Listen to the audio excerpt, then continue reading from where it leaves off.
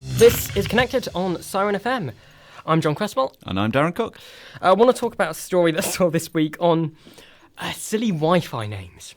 Yes, it seems to be more of an American trend. I mean, I must admit, for most of the Wi-Fi sources I go through at home, it's just a basic home name, and around the university, it's sort of very generic, sort of University of Lincoln wireless and so on. But Jonathan's alerted me to the story that there are tons of people having fun with it. Tons of fun with it, and a lot of them sort of are passive-aggressive. So it's like you never want to go up to your neighbours and say, "Your dog is too loud."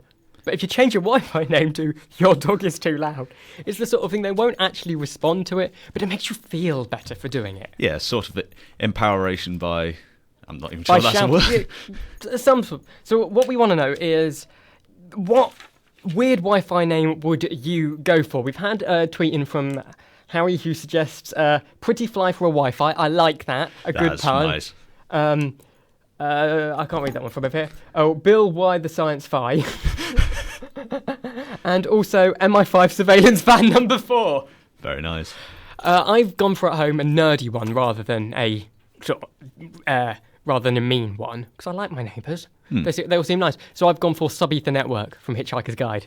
Very nice. I was sitting there thinking, I need something, because when it goes on your computer, connect to something. And I sat there for half an hour just saying, look, I could just leave this as the default, but I'm not. No, I've got to have some fun with this.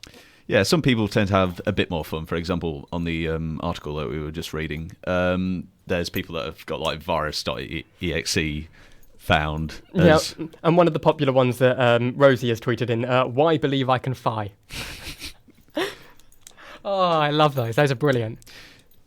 It does annoy me that there are people with much more wit than I am. But yeah, a virus detected shutting down's another one, or sort of stop stealing my paper. But then you get the conversations where they respond saying, "No, I just read it. I don't throw it away."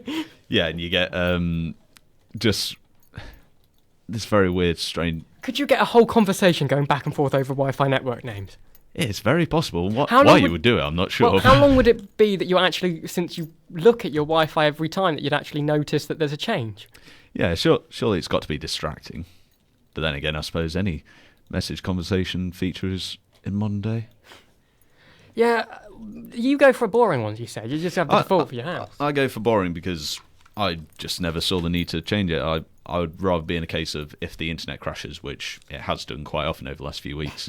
If I know what it is, then I can sort of go around the problem. But yeah, I can see the appeal. Certainly if you're sort of like one of these trendy people that go to an internet cafe and there's various Wi-Fi points. That's just annoying. What I went for in my first year was I named it for a different flat. So people ask you about it to go elsewhere, so no one asked me about it. So I deliberately misnamed mine. Very devious of you. Dean McKnight says, ours at home was briefly called the Boba Fett work.